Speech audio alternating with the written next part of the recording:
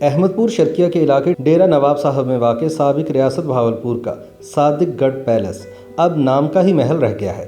اس محل سمیت نواب صادق خامس کی تمام جائیداد کے 23 حصے ہو چکے ہیں اور اب صادق گڑھ پیلس کے مختلف حصوں کی چابیاں مختلف شہزادوں کے ملازمین کے پاس ہیں۔ ان حالات میں یہ سوال اٹھایا جا رہا ہے کہ کیا اب کبھی یہ عظیم الشان محل دوبارہ آباد ہو پائے گا؟ اس سوال کے جواب میں بس اتنا ہی کہنا کافی ہے کہ اگر کسی نے دیکھنا ہو کہ بربادی کیا ہوتی ہے تو وہ صادق گڑھ پیلس کا دورہ ضرور کرے۔ صادق گڑھ پیلس، جہاں وقت کے کئی راجے، مہاراجے، برطانوی شاہی خاندان کے افراد، وائس رائے اور اہم سیاسی افراد آئے، وہ عہد رفتہ کی ایک ایسی داستان لیے ہوئے ہے جو لالچ، خون کی سفیدی اور عیاری و مکاری سے عبارت ہے۔ وہ محل جس کے مکین عدل و انصاف کے پیامبر تھے، ان کے ساتھ ناانصافیوں کی تمام حدیں پار کر کے اس محل کو کھنڈر بنا دیا گیا۔ اس شاندار محل کی تباہی کا آغاز تو اسی وقت ہو گیا تھا جب ریاست بہاولپور کے نواب سر صادق خان عباسی سن 1966 میں لندن میں انتقال کر گئے، جس کے بعد محل کی ملکیت پر تنازع کھڑا ہو گیا۔ نواب صاحب کے 10 بیٹے، 10 بیٹیاں اور 3 بیوائیں تھیں جو جائیداد کی تقسیم کے لیے متحرک ہو گئے اور بالآخر یہ 23 وارثان میں تقسیم کر دیا گیا، جس کے بعد یہ دوبارہ کبھی آباد نہ ہو سکا۔ بہاولپور کے علاقے احمد پور شرقیہ میں واقع قلعہ ڈیراور کو جاتے ہوئے ایک سڑک صادق گڑھ پیلس کو مڑتی ہے، جس کی لمبائی 1 کلومیٹر کے لگ بھگ ہے۔ اس سڑک کا منظر عجیب ہے۔ ایک طرف نالا بہتا ہے تو دوسری جانب لگے ہوئے تمام درخت سوکھ کر سیاہ ہو چکے ہیں، جیسے کسی آسیب نے ان کی ہریالی چوس لی ہو۔ یہ آسیب اس وقت یہاں آنے والوں کو مزید خوفزدہ کر دیتا ہے جب یہ ایک دیوہیکل دروازے سے صادق گڑھ پیلس میں داخل ہوتے ہیں۔ پہلی نظر میں ہر کوئی واہ واہ کر اٹھتا ہے کیونکہ اس کی خوبصورتی امریکہ کے وائٹ ہاؤس سے کسی طور پر کم نہیں، لیکن جیسے ہی اس محل کے اندر داخل ہوتے ہیں آپ آہیں بھرنے لگتے ہیں جیسے کوئی آسیب آپ سے لپٹ گیا ہو۔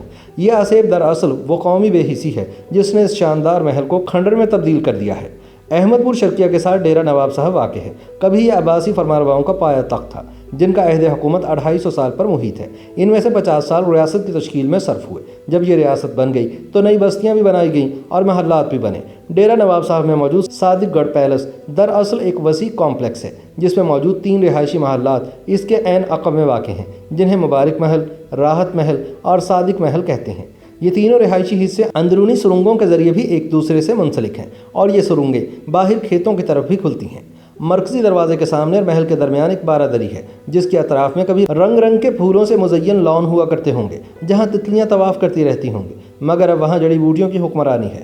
محل کے برآمدے سے سفید سنگ مرمر کی سیڑھیاں پہلی بالکنی کی طرف جاتی ہیں۔ آگے سفید سنگ مرمر کا بنا ہوا انتہائی خوبصورت فوارہ ہے اور اس کے آگے مرکزی دربار ہے جس کی شان و شوکت کا اندازہ یہاں ایک بہت بڑے شیشے سے بھی کیا جا سکتا ہے جس کا نواب صاحب نے خصوصی طور پر برطانیہ سے منگوایا تھا۔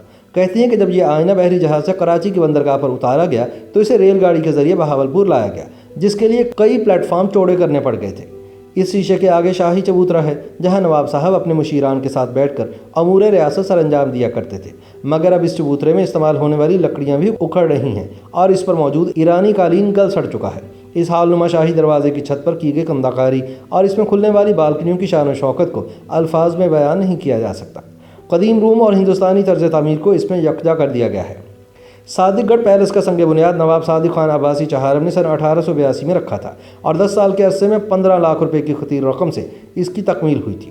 15,000 مزدوروں کاریگروں نے یہاں کام کیا تھا جن کی نگرانی اطالوی ماہرین تعمیرات نے کی تھی۔ 24 مربع پر محیط یہ محل جلال و جمال کا شاہکار ہے۔ اس کی 50 فٹ اونچی فصیلیں 1 کلومیٹر پر پھیلی ہوئی ہیں جس کے ہر کونے پر فوجی بیرک بھی موجود ہے جہاں پر پہرہ دار تیر کمانے سنبھالے کھڑے ہوتے ہوں گے۔ محل کے وسط میں ایک شاندار گنبد ہے، چاروں طرف برآمدے ہیں، برجیوں کے نچلے حصے میں تہہ خانے ہیں جہاں ریاست کا خزانہ رکھا جاتا تھا۔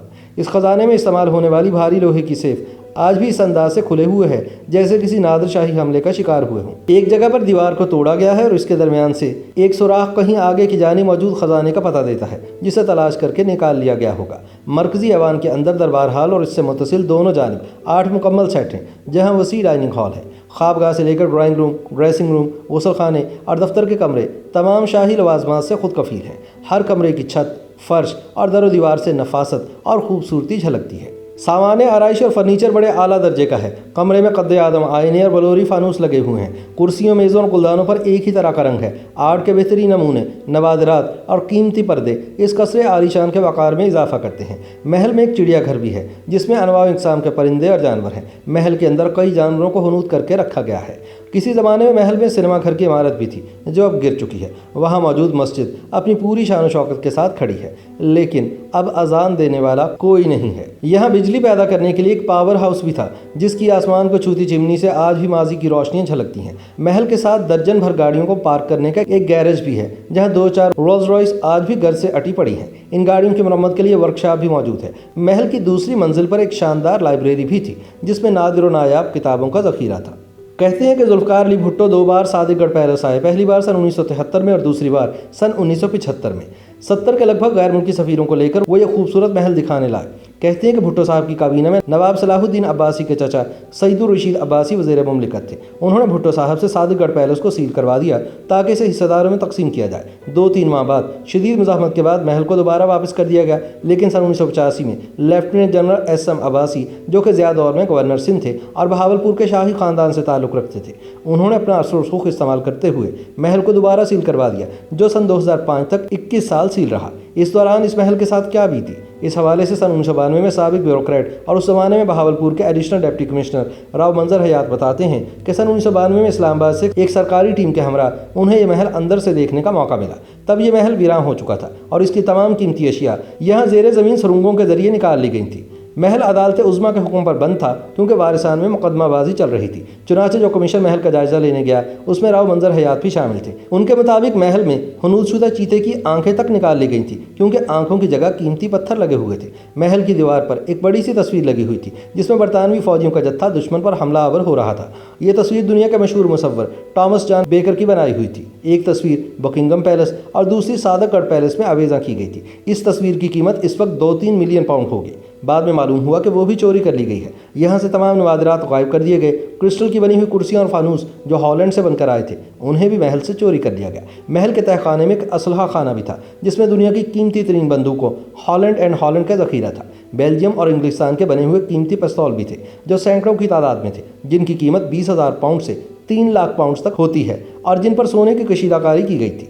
महल के गैरेज में दुनिया की कीमती तरीन गाड़ी रोल्स रॉयस के एक जम्या गफीर मौजूद था, लेकिन आज इस महल में कोई कीमती चीज़ नहीं बची। सब कुछ उखाड़ लिया गया है या उठा लिया गया है। महल में ज़्यादातर चोरियां इसी 21 साल के अरसे में हुई जब यह महल सील रहा। ये कीमती अशिया या तो बैरून मुल्क स्मगल हो गई या फिर कुछ ताकतवर और अमीर 3 लोगों के ड्राइंग रूम्स की जीनत बन गई। अब इस महल का मुस्तकबिल किसी को मालूम नहीं। सादिकगढ़ पैलेस के मौजूदा निगरान प्रिंस बहावल खान अब्बासी कहते हैं कि हम इसको एक शानदार 5 स्टार होटल में बदलना चाहते हैं। इसकी तारीख़ी हैसियत और तर्ज तामीर को देखते हुए इसकी बहाली खासा मुश्किल काम है, लेकिन आगा खान फाउंडेशन को इस सिलसिले में महारत और तजुर्बा है। इनसे बातचीत चल रही है जो जल्द किसी नतीजे पर पहुंचेगी।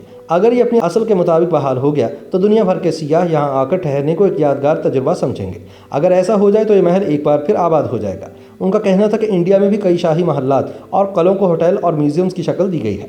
नवाब ऑफ हैदराबाद दक्कन के महल फलकनामा को भी होटल की शक्ल दी गई है। नवाब ऑफ बहावलपुर की पालमपुर इंडिया में गरमाई रिहाइशगाह तारागढ़ पैलेस को भी होटल में बदलकर महफूज बनाया गया है। नई दिल्ली में वाक़ बहावलपुर हाउस में नेशनल स्कूल ऑफ ड्रामा कायम है, मगर हम अपने विरसे को सवाब समझकर तबाह कर रहे हैं। इस विरसे की बहाली के लिए हुकूमत और बहावलपुर का शाही ख़ानदान मिलकर हिकमत अमली बनाए ताकि इस अजीमुशान कौमी विरसे को मज़ीद तबाही से बचाया जा सके।